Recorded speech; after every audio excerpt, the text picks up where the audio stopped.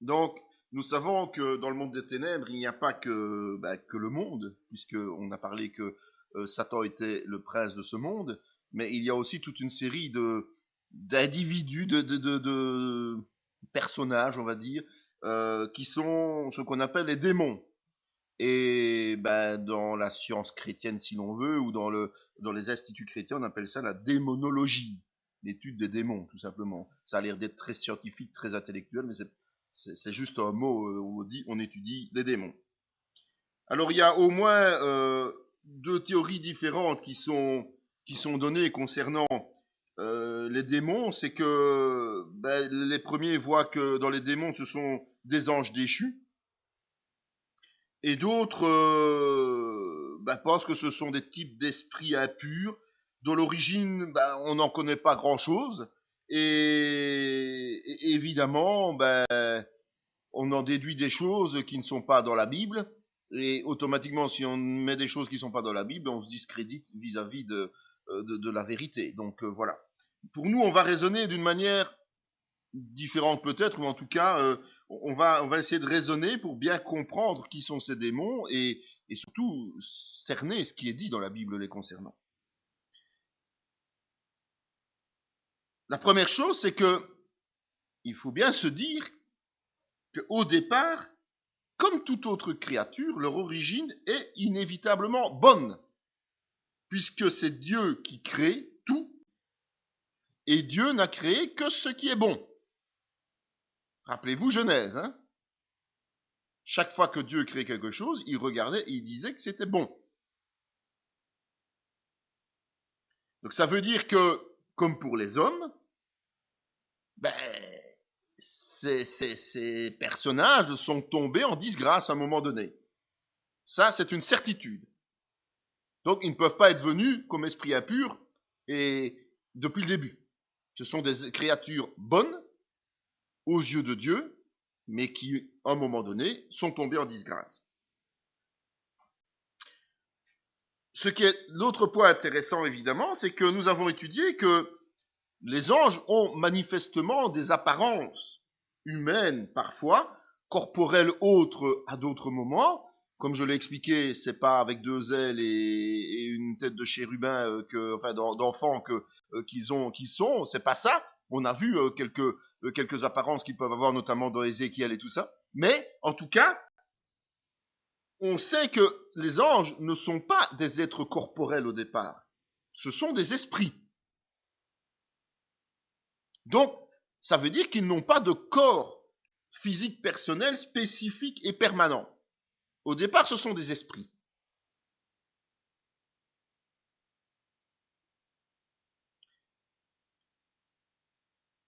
Il est intéressant de voir dans Luc 22, 3, ce passage qui dit « Or Satan entra dans Judas, surnommé Iscariote, qui était au nombre des 12. » Vous verrez que dans certaines versions de la Bible, c'est pas tout à fait traduit comme ça.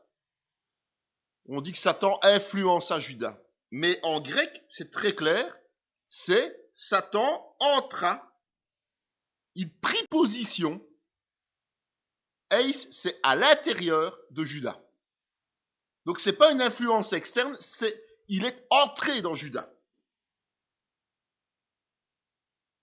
S'il est entré dans Judas, c'est que Satan lui-même est un esprit désincarné au départ, qui peut prendre des apparences différentes.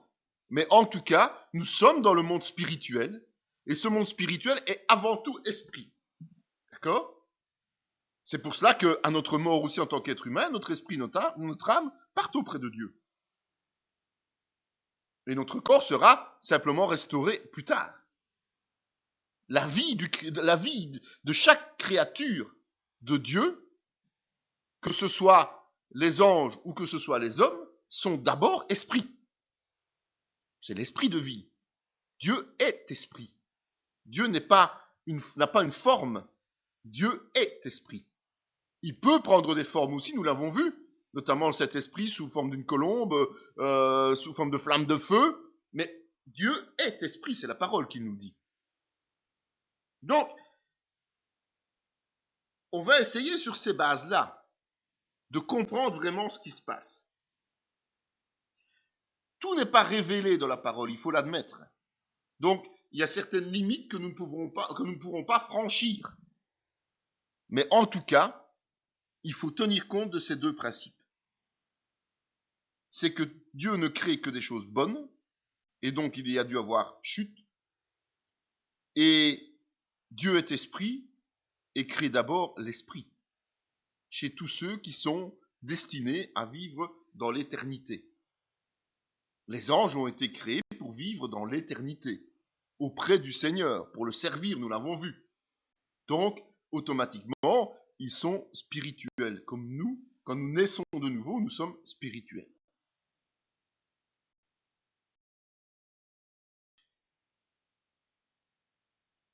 La parole nous parle d'esprit impur, notamment.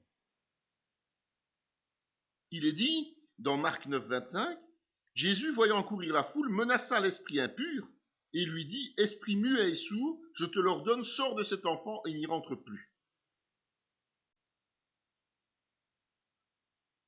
Le mot esprit est traduit du terme grec pneuma. Et il y est ajouté le mot akartartos, qui veut dire impur, sale. Et c'est autant dans un sens rituel, donc si on commet un rite impur, que cultuel, que moral. Donc ce terme-là s'adresse à toutes les catégories d'impureté, en quelque sorte. Et donc, Jésus dit bien que c'est un esprit impur. Ok ? Et ils le prièrent, disant, « Envoie-nous dans ces pourceaux, afin que nous entrions en eux. » Il le leur permit. Et les esprits impurs sortirent, entrèrent dans les pourceaux, et le troupeau se précipita des pentes escarpées dans la mer. Il y en avait environ 2000, et ils se noyèrent dans la mer.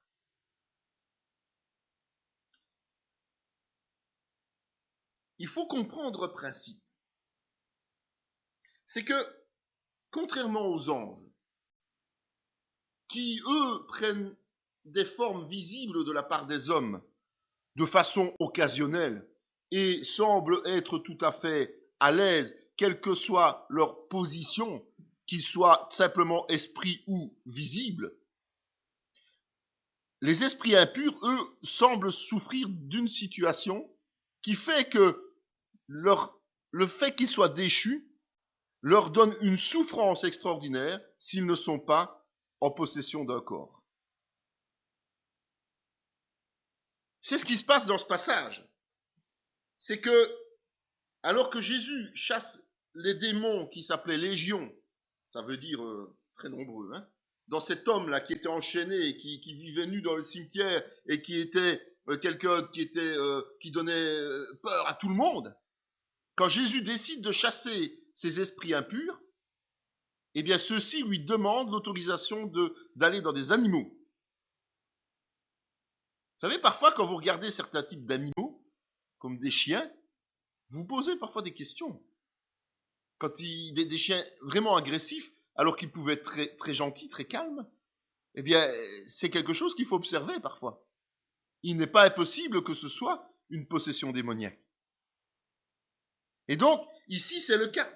Ils ont besoin d'un corps, et ce corps qu'ils habitent, eh bien, ils en prennent possession dans le sens autorité.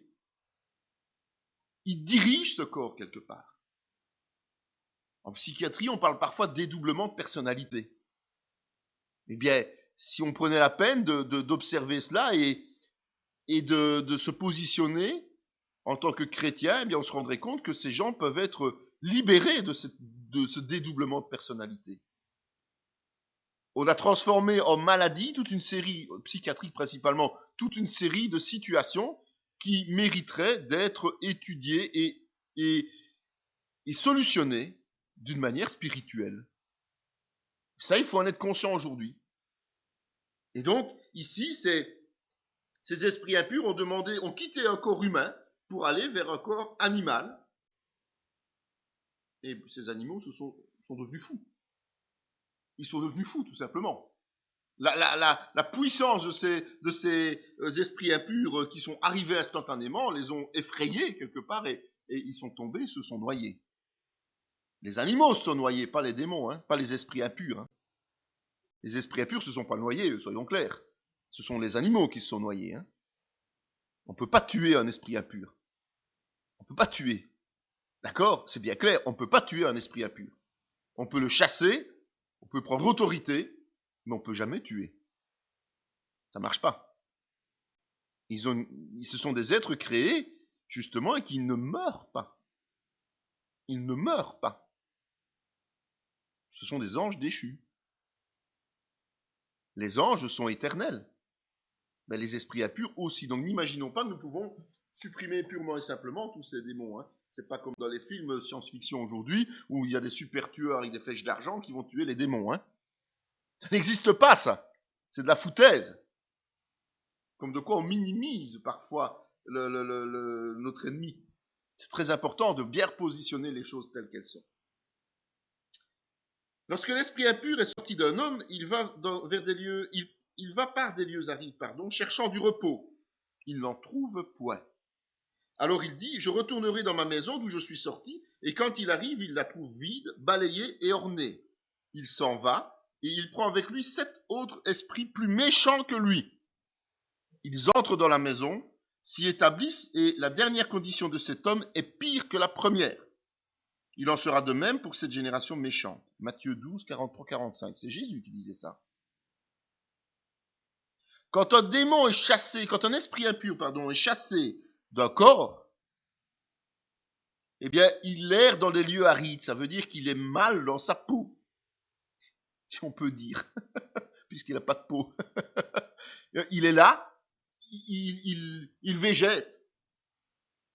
Il végète et alors qu'il aimerait bien trouver du repos, il n'en trouvera jamais. Il n'en trouvera jamais. Et ce qui est intéressant de noter ici, c'est que, contrairement à ce que certaines personnes disent aujourd'hui et nient dans le monde chrétien, les esprits impurs prennent bien possession des corps.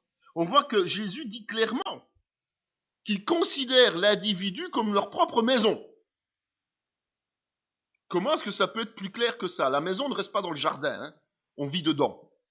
D'accord? On ne reste pas à l'extérieur de la maison en général. Si en été, on va sur la terrasse, on va dans la pelouse, ok, mais la plupart du temps, on vit dans la maison. Quand on dort, c'est dans la maison. Hein. C'est pas à l'extérieur de la maison. D'accord? Et donc ici, il n'hésite pas à considérer déjà l'être humain comme sa maison, mais en plus de ça, quand on l'en chasse et qu'on ne prend pas la précaution de remplir cette maison avec l'Esprit Saint, eh bien, il revient avec des copains. Copains plus agressifs que lui. Donc, soyons attentifs à cela et aujourd'hui, dans le monde chrétien, ne minimisons pas cette situation. Il faut prévenir et préparer quelqu'un que l'on va délivrer, que l'on va aider à être soulagé. Il faut le préparer à recevoir le Saint-Esprit. Mais pour qu'il puisse recevoir le Saint-Esprit, il faut qu'il soit né de nouveau. Alors ne commençons pas à chasser des démons chez les gens qui ne sont même pas nés de nouveau. Prenons d'abord la peine d'évangéliser, apportons-les à la connaissance de la parole de Dieu, et comme ça, ils pourront recevoir le Saint-Esprit dès que nous les aurons délivrés. Enseignons-leur ce qu'est le Saint-Esprit, et prions si nécessaire pour qu'ils reçoivent le Saint-Esprit. Mais ne les laissons pas comme des proies faciles, parce que la parole dit que leur condition est bien pire après qu'avant. Donc, on peut être de bonne volonté lorsqu'on est chrétien, mais le problème, c'est qu'on peut faire pire que mieux. Et alors qu'on se croit tout puissant parce qu'on a l'autorité de Jésus pour chasser les démons, on fait tout et n'importe quoi. Mais c'est dangereux. Et il faut être très prudent, avoir beaucoup de discernement avant de chasser des démons chez les gens. Il faut les préparer à cela. Préparer surtout à l'après-libération.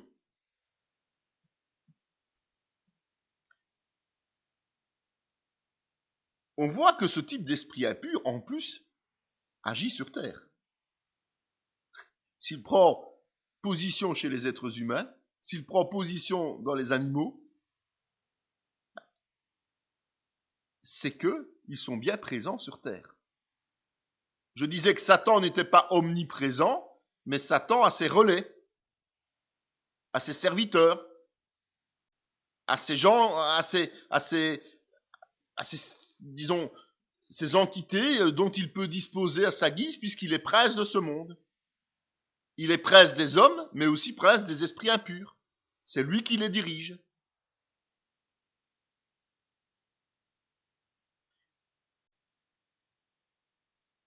Donc on a vu qu'on parle d'esprits impurs, mais on parle aussi de démons. Et il y a deux autres termes qui sont donnés dans la parole et qui ont servi à dire démon, simplement. Car Jean est venu ne mangeant ni ne buvant, et ils disent, il a un démon. Et le terme utilisé, c'est daimonion, d'où démon. Matthieu 11, 18. Quelques philosophes épicuriens et stoïciens se mirent à parler avec lui, et les uns disaient, que veut dire ce discoureur? D'autres, l'entendant annoncer Jésus la résurrection, disaient, il semble qu'il annonce des divinités qui sont appelées daimonion, d'accord, étrangères, xénon, acte 17, 18. Donc, daimonion, c'est pas difficile à comprendre, ça se traduit par démon, mais aussi par divinité et esprit. C'est une manière de traduire démon.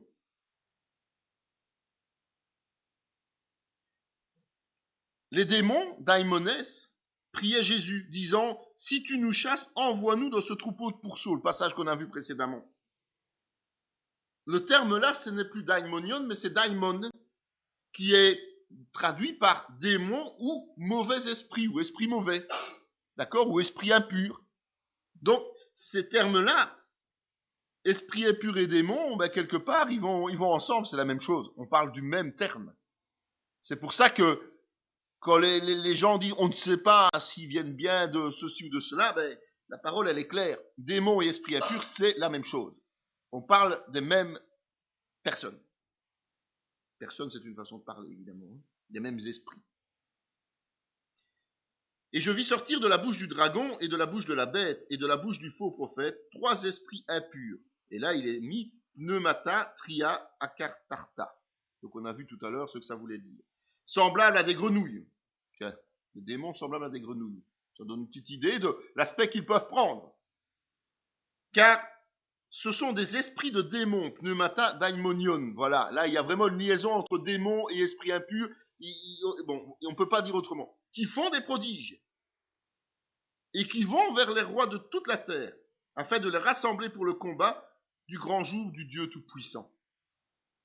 Apocalypse 16, 13, 14.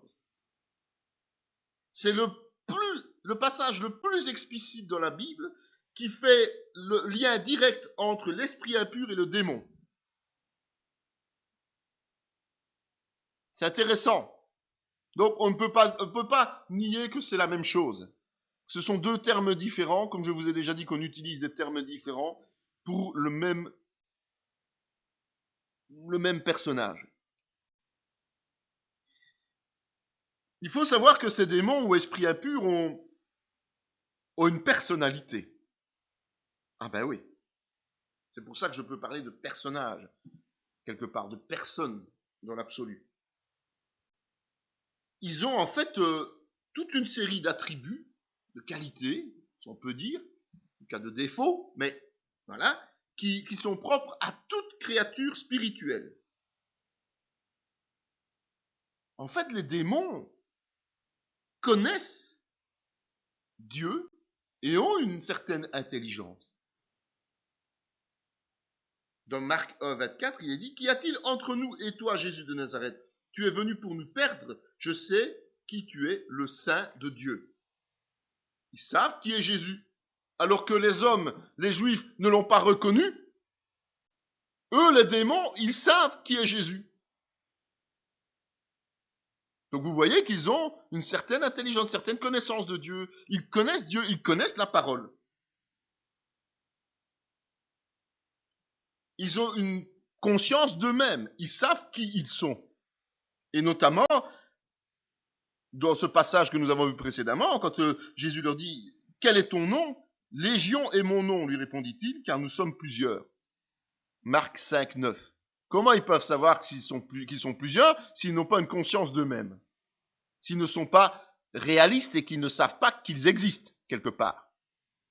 D'accord? Donc ce ne sont pas des êtres impersonnels qui n'ont aucune connaissance de quoi que ce soit. Ils connaissent Dieu et ils ont conscience de leur propre existence.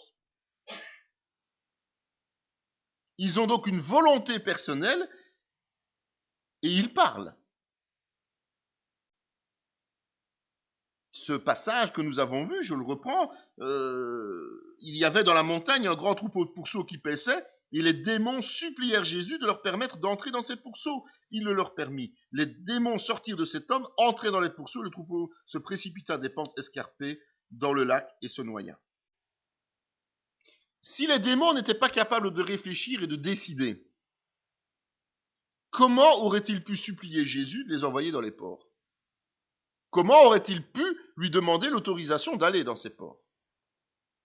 Il faut être conscient qu'ils réfléchissent, il faut être conscient qu'ils prennent des décisions. Ils n'ont pas nécessairement besoin d'avoir systématiquement recours à Satan pour décider quelque chose contre quelqu'un. Ils ne doivent pas attendre l'autorisation de Satan pour prendre position dans un être humain. Par eux-mêmes, ils ont cette capacité de pouvoir réfléchir, de pouvoir prendre des décisions. Ce qui les rend plus dangereux, quelque part, que s'ils étaient simplement aux ordres de Satan, parce que comme Satan n'est pas omniprésent, ils n'auraient pas l'occasion d'aller systématiquement, d'agir aussi vite que ce qu'ils l'ont fait ici, puisqu'ils devraient d'abord aller auprès de lui demander l'autorisation de revenir. D'accord? Donc, ils agissent par eux-mêmes. Et puis, ces démons ont des émotions. Tu crois qu'il y a un seul Dieu? Tu fais bien. Les démons le croient aussi. Et ils tremblent. Ils ont peur. Ils tremblent parce qu'ils savent qu'il y a un seul Dieu. Ils tremblent parce qu'ils savent qu'ils sont en désobéissance par rapport à Dieu. Ils tremblent parce qu'ils savent qu'ils sont déchus. On voit dans la parole qu'il y a une certaine hiérarchie qui est établie.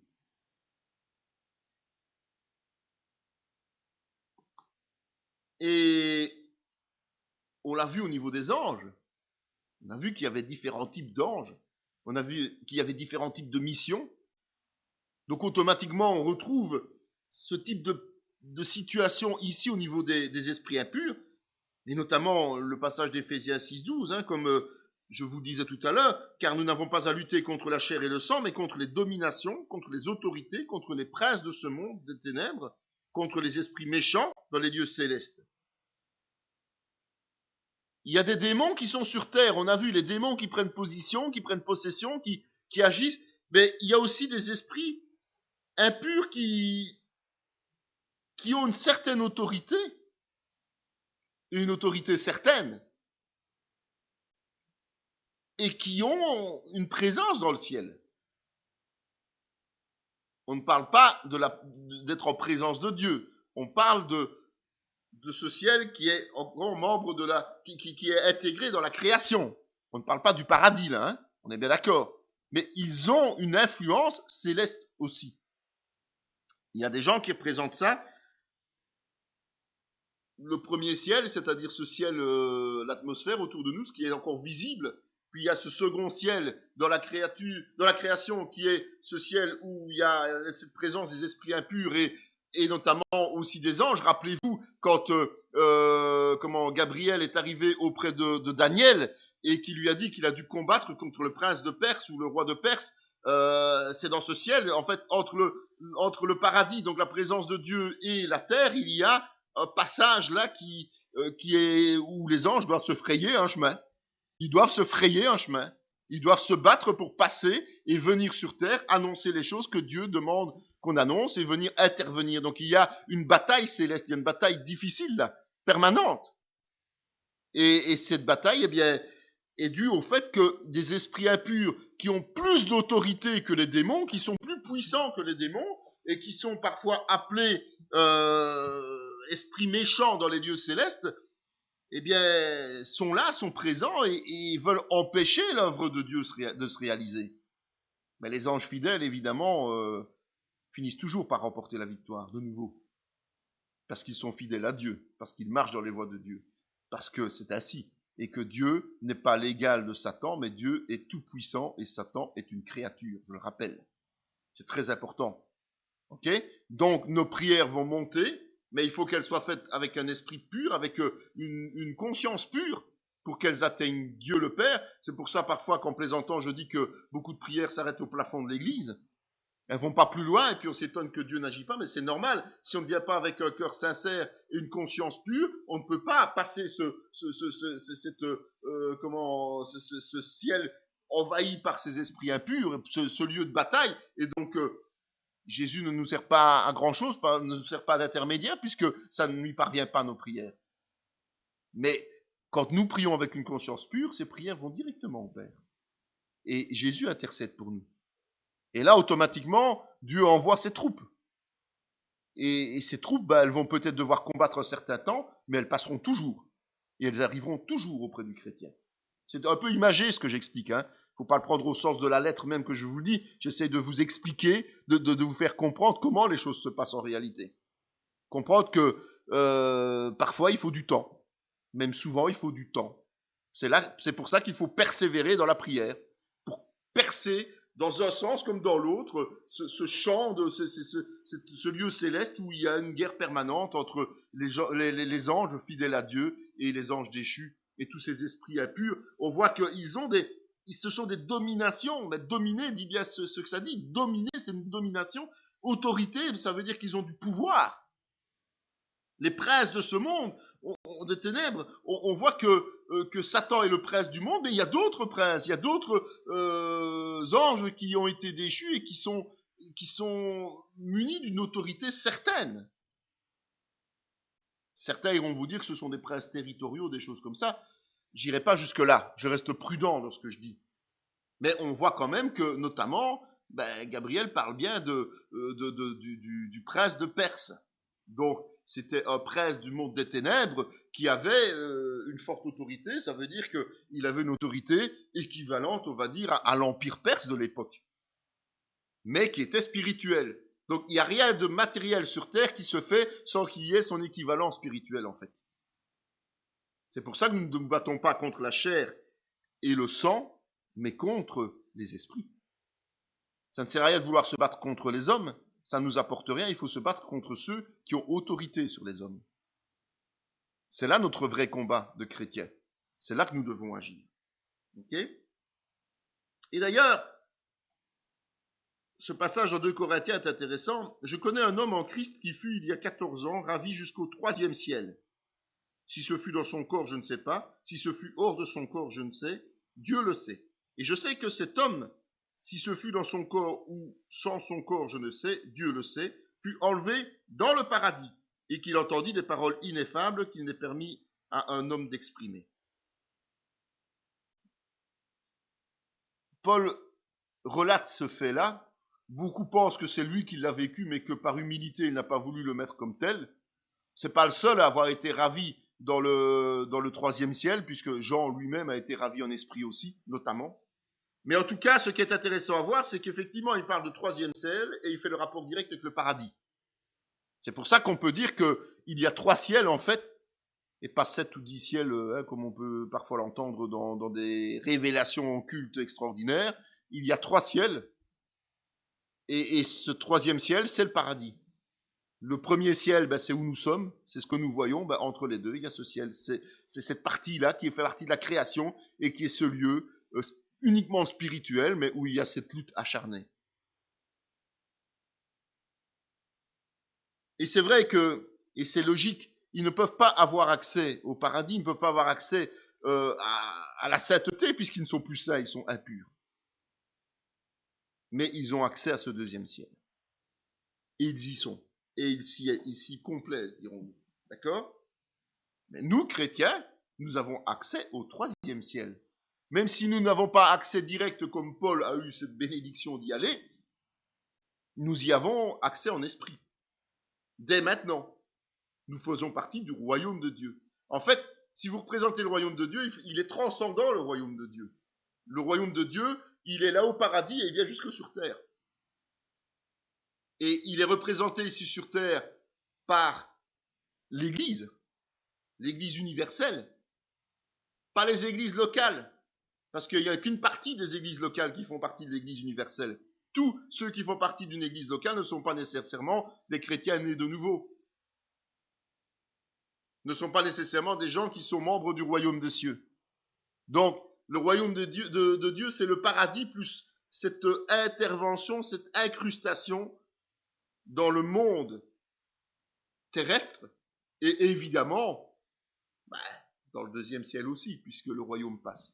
Et c'est par là que nos prières doivent passer.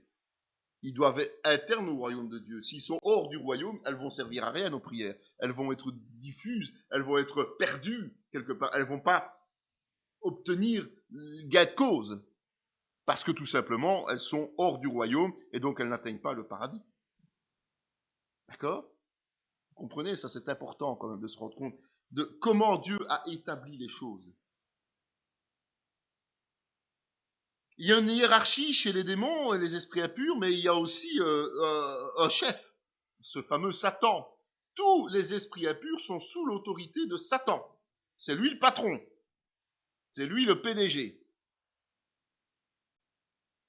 Mais quelques-uns dirent, c'est par Belzébul, le prince des démons, qui chasse les démons. Et d'autres, pour l'éprouver, lui demandèrent un signe venant du ciel. Comme Jésus connaissait leurs pensées, il leur dit, tout royaume divisé contre lui-même est dévasté, et une maison s'écroule sur une autre. Si donc Satan est divisé contre lui-même, comment ce royaume subsistera-t-il, puisque vous dites que je chasse les démons par Belzébul? Et si moi je chasse les démons par Belzébul, vos fils, par qui les chassent-ils? C'est pourquoi ils seront eux-mêmes vos juges. Donc, tout esprit impur est sous l'autorité de Satan. Et un démon ne va pas combattre un autre démon.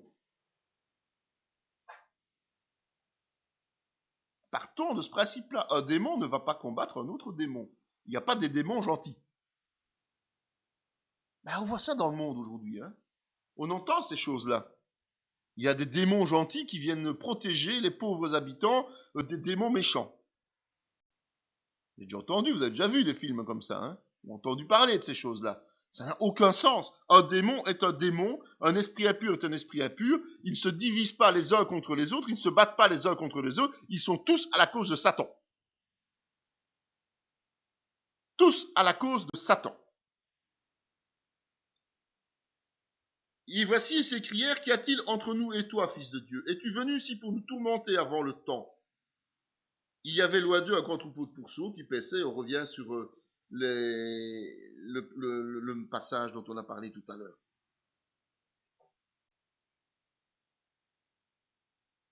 Ils sont sous l'autorité de Satan, mais il faut quand même pas oublier un détail primordial pour nous les chrétiens.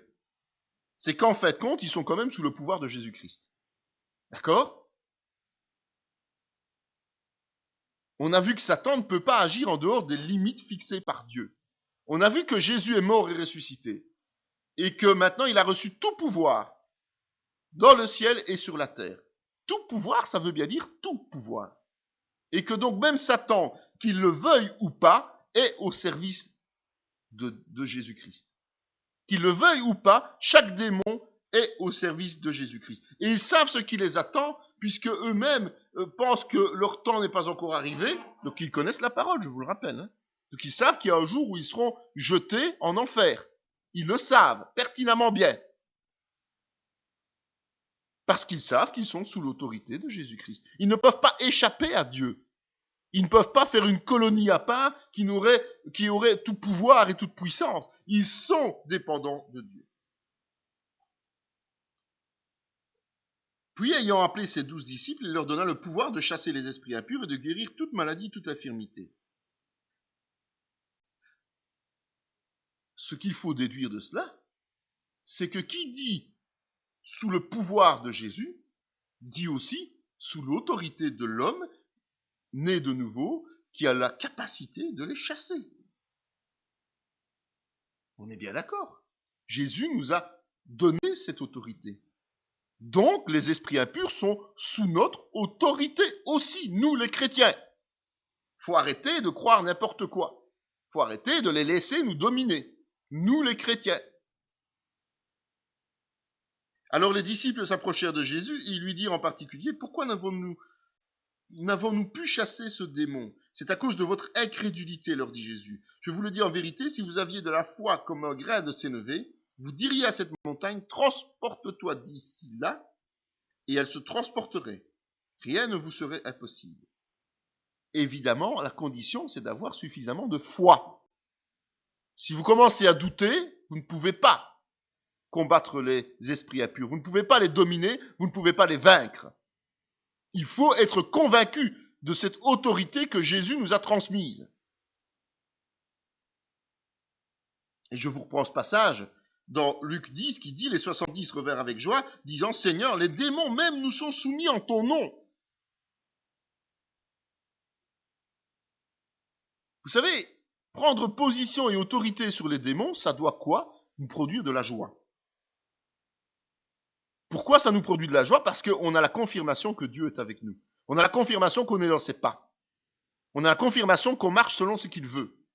Et que donc cette autorité qui nous est conférée fonctionne. C'est pas le fait que les démons nous soient soumis qui doivent nous encourager, mais c'est le fait que Dieu est avec nous qui doit nous encourager. Le fait que les démons soient soumis n'est qu'une conséquence du fait que Dieu nous accompagne, que nous marchons dans ses voies et que notre comportement agrée Dieu. D'accord? Donc c'est important de bien être conscient que nous avons cette autorité sur les esprits impurs et que dès le départ où nous partons par la foi, ils sont vaincus. Peut-être pas tout de suite, mais ils sont vaincus. Peu de chrétiens aujourd'hui en sont encore convaincus. C'est pour ça que l'Église est dans un état misérable aujourd'hui. Parce que les hommes ont peur des hommes, les chrétiens ont peur déjà des hommes. Alors vous imaginez, s'ils ont déjà peur des hommes, qu'est-ce que ça peut être des esprits impurs? Puisque tout homme est dominé, du monde est dominé par les esprits impurs, avec toute cette hiérarchie, alors si on a déjà peur du bas de l'échelle, alors que Paul nous dit que c'est pas contre les hommes qu'il faut se battre, mais contre justement toutes ces dominations, esprits impurs et autorités, et principautés, tout ce qui s'ensuit, comment voulez-vous que l'Église sorte de ce guêpier? Il faut que les chrétiens prennent de nouveau conscience que nous avons autorité sur la plus grande le plus grand des esprits impurs, c'est-à-dire même Satan. Il n'a pas le droit de dominer nos vies. Nous ne faisons plus partie de son royaume, nous faisons partie d'un royaume bien plus puissant et bien plus efficace, celui de Dieu. Alors, qu'est-ce que c'est que de se tracasser de ce que les hommes pensent de nous? Qu'est-ce que c'est que de se tracasser de ça? C'est de la foutaise. C'est une preuve d'immaturité spirituelle. On a beau avoir tous les diplômes de théologie que l'on veut, si on craint les hommes, on n'a rien compris au royaume de Dieu. Et si on n'a rien compris au royaume de Dieu, on ne sert de rien. Et le gros risque, c'est de se retrouver une fois face à Dieu et qu'il nous dise « Arrière, je ne t'ai pas connu ». Donc il est temps que les chrétiens se réveillent. Il est temps que les chrétiens prennent conscience que le combat, il n'est pas ici sur terre. Et c'est pas parce que les autorités nous en veulent, c'est pas parce qu'on veut nous empêcher de nous réunir, c'est pas parce qu'on veut nous empêcher d'être chrétiens qu'ils y arriveront. Si nous marchons par la foi, ils n'y arriveront jamais. Repensez un peu à Luther, repensez un peu à Calvin, repensez un peu à Zwingli. Ces gens, ils n'avaient rien de plus que nous, rien de plus que leur foi. Et regardez ce qu'ils ont fait, malgré les menaces de mort, malgré toutes les tentations, ils ont toujours trouvé des protecteurs. Spontanément, c'est pas eux qui les ont cherchés, c'est les gens qui sont venus les protéger. Ils ont toujours trouvé la voie du Seigneur et ils ont toujours remporté les victoires. Regardez la Pentecôte, Est-ce que les gens se sont inquiétés de leur propre vie? Non. Et qu'est-ce qui s'est passé? C'est qu'aujourd'hui encore, il y a je ne sais combien d'églises de Pentecôte qui malheureusement sont pour beaucoup dans le même état que la majorité de l'église aujourd'hui. Mais voilà les résultats. Des gens qui osent croire tout simplement ce que la parole nous dit, c'est-à-dire que nous n'avons pas à craindre la chair, nous n'avons pas à craindre la chair, c'est-à-dire les hommes, mais nous avons à craindre tout simplement notre propre chair peut-être. Parce que cette chair nous empêche d'avoir la foi. Donc revenons vers cette vérité et nous verrons. Autre point important évidemment, c'est de se rendre compte que Satan a une manière d'agir que nous avons déjà plus ou moins étudiée. Mais les démons, les esprits impurs, ils agissent comme Satan. C'est normal. Quelque part, Satan est un imitateur. Comment voulez-vous que les esprits impurs ne soient pas imitateurs de leur chef? Ce sont ses disciples. Hein. Nous sommes normalement imitateurs de Christ.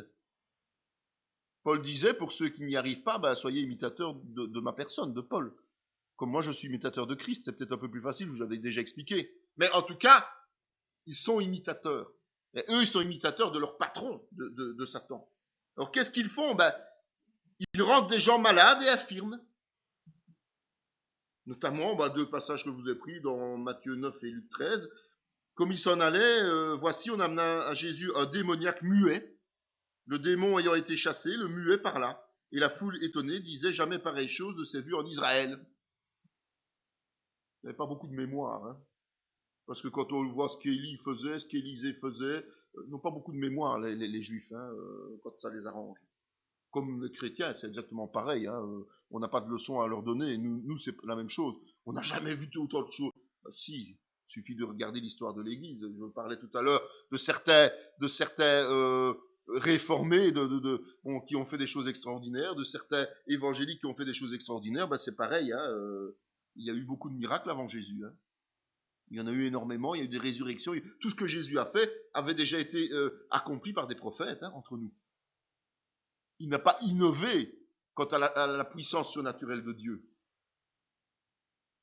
Et voici, il y avait là une femme possédée d'un esprit qui la rendait infirme depuis 18 ans. Elle était courbée et ne pouvait pas du tout se redresser. Lorsqu'il la vit, Jésus lui adressa la parole et lui dit, « Femme, tu es délivrée de ton infirmité. » Il lui imposa les mains.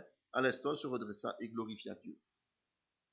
Donc, ces deux maladies-là, ces deux cas-là, c'est très clair, sont causés par des esprits impurs qui sont dans les victimes. Certains appellent ça la possession démoniaque. C'est une façon de parler, mais c'est une réalité. Hein.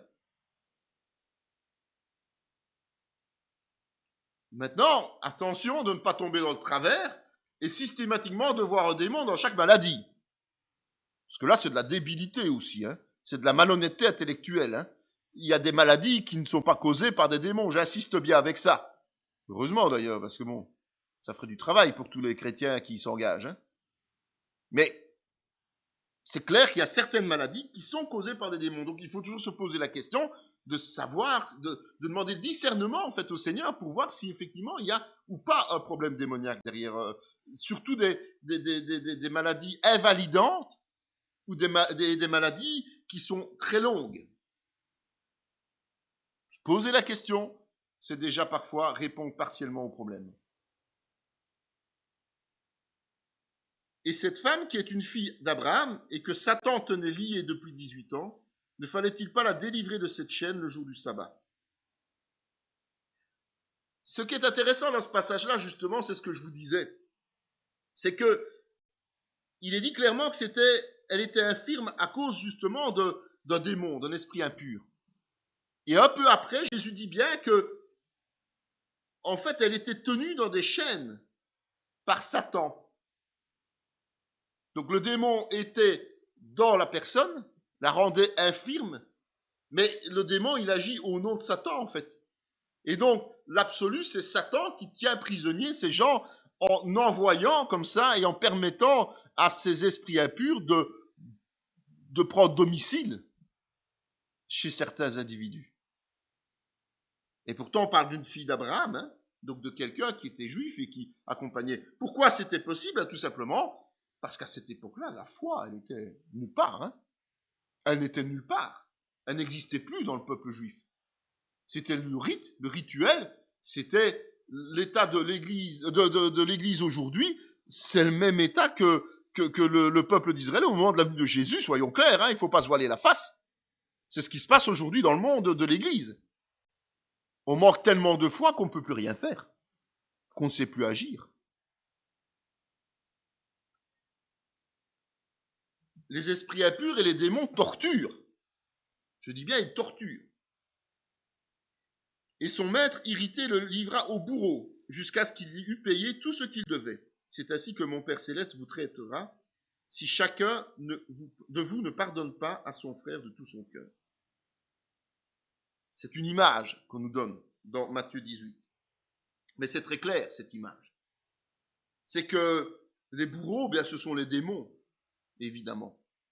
Et donc, parfois, Dieu nous livre aux démons parce que nous ne marchons pas selon sa volonté et qu'il faut nous ramener à la raison. Mais les démons, ce sont des bourreaux. Qui dit bourreau, dit torture. Hein. Il n'y a pas d'autre mot. Rappelez-vous ce qui se passait au Moyen-Âge et le terme qu'on donnait à ces gens qui vous faisaient passer à la moulinette, qui vous écartelaient, qui vous coupaient la tête, mais enfin ça c'est tué, mais dans l'absolu surtout vous faisaient souffrir le plus possible avant de vous exécuter éventuellement. Hein. C'était des bourreaux. Chose importante aussi, évidemment, c'est que les démons établissent de fausses doctrines. 1 Timothée 4.1. Mais l'Esprit dit expressément que dans les derniers jours, quelques-uns abandonneront la foi pour s'attacher à des esprits séducteurs et à des doctrines de démons. Ce sont des termes très forts.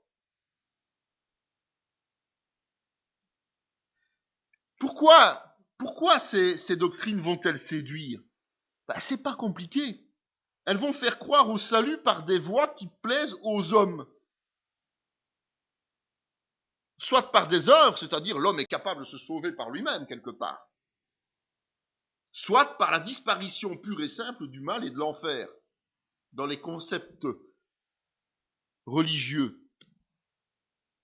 Parlez avec plus de gens qui disent croire en Dieu et demandez-leur s'ils croient encore à l'enfer. Parlez dans le monde évangélique et demandez-leur s'ils croient vraiment à l'enfer. Vous seriez très surpris d'entendre les propos de certains chrétiens, même évangéliques. Ils ne croient plus à l'enfer. Ils ne croient plus nécessairement au mal. Ils minimisent l'importance de cela. Mais ce sont des doctrines de démons. Dès que dans l'Église, et dans le monde évidemment, les dogmes ne correspondent plus complètement aux Écritures, eh bien, il est grand temps de demander le discernement à Dieu pour débusquer les démons qui se cachent derrière les mensonges. Ça ne sert à rien d'essayer d'expliquer à quelqu'un qui se trompe. C'est ce que on appelle dans les Écritures des paroles vaines, des discussions stériles. Ce qui est important, c'est de demander au Seigneur de pouvoir débusquer les démons qui se cachent derrière. Si vous ne battez pas ces démons, si vous ne les chassez pas, si vous n'arrivez pas à les enlever, eh bien, les hommes ne vous croiront pas, ne vous écouteront pas, et n'iront pas de l'avant et ne se remettront pas en question. Si vous arrivez à enlever l'influence des démons qui se cachent derrière les fausses doctrines, alors vous allez avoir des résultats.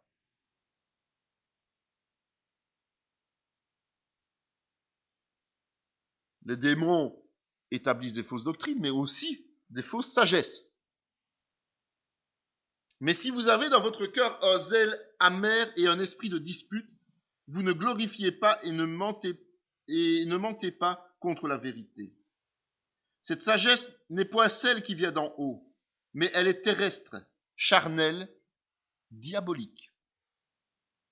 Car là où il y a un zèle amer et un esprit de dispute, il y a du désordre et toutes sortes de mauvaises actions. C'est Jacques 3, 14, 16. Juste avant le fait de résister au diable. Si la sagesse n'est pas valable, si la sagesse n'est pas de Dieu, là où nous sommes, eh bien, il y aura toujours la polémique.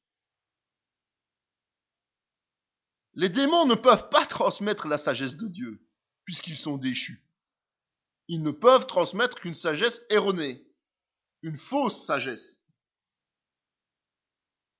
Et notamment, on peut retrouver dans la sagesse démoniaque le légalisme ou des évangiles matérialistes. On parle de l'évangile de prospérité, par exemple.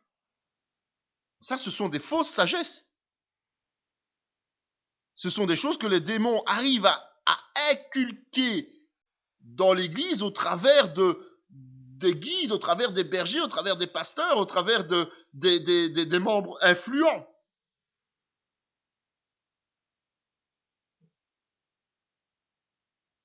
Et l'étape suivante, c'est la séduction. Les démons, les esprits impurs, séduisent.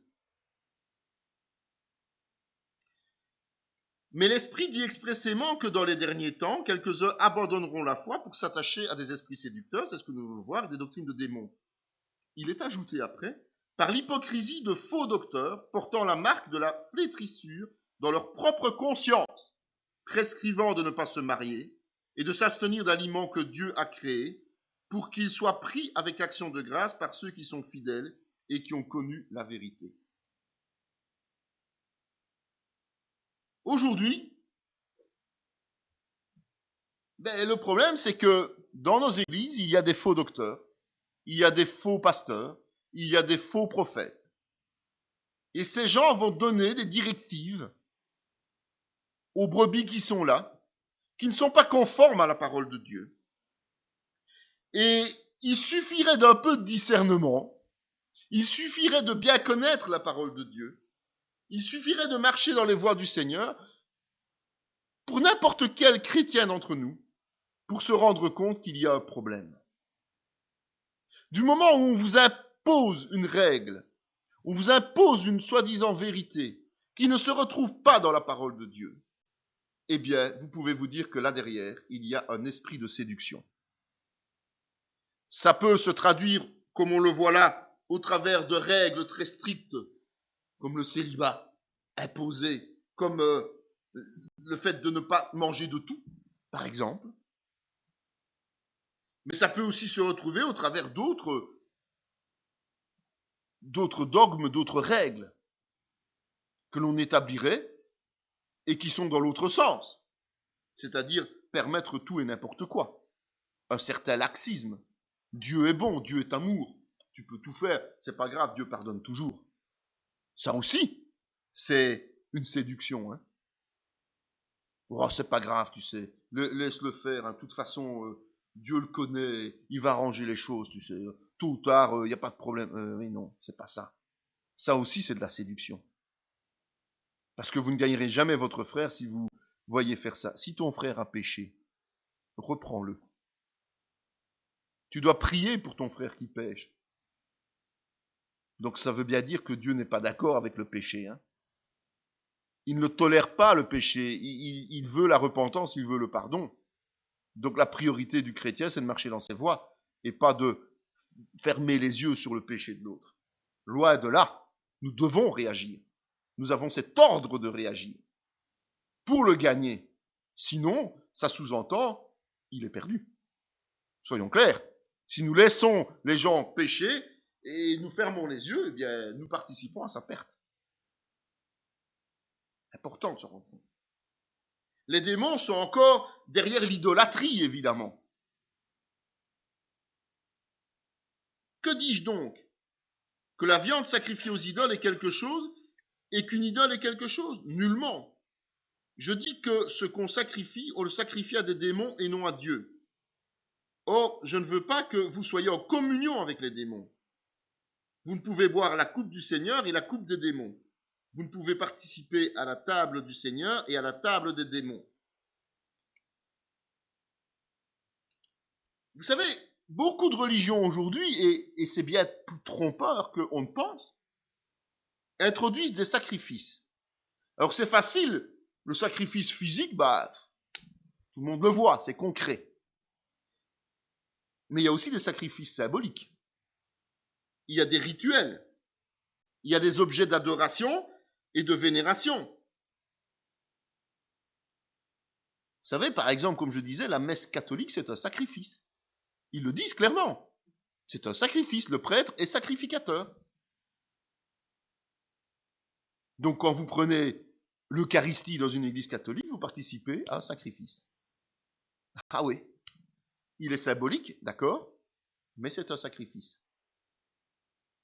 Seul le christianisme évangélique, pas l'église évangélique. Je parle bien du christianisme évangélique, c'est-à-dire celui qui se base sur les évangiles. On ne parle pas de la même chose, hein. C'est pas le nom qu'on se donne, c'est le fait d'être réellement évangélique. Ne fait pas recours, n'a pas recours à ce type d'idolâtrie. Parce que cette idolâtrie, elle est démoniaque. Si vous priez quelqu'un d'autre que Dieu le Père, au nom de Jésus, vous êtes sous la coupe démoniaque.